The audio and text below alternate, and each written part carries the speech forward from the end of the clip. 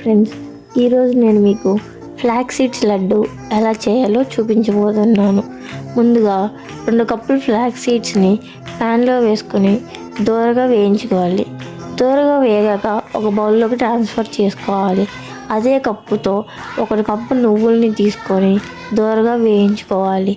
వేగాక ఆ రెండింటిని ఒక మిక్సీలో వేసి 4 యాలకులను వేసుకొని పౌడర్ చేసుకొని పక్కన ఉంచుకోవాలి.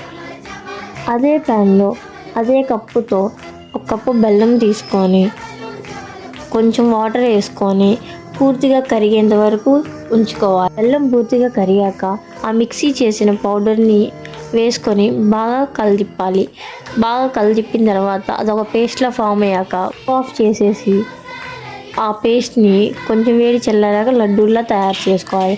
ఆ లడ్డూల్ని ఒక ఎయిర్ టైట్ కంటైనర్లో స్టోర్ చేసుకోండి.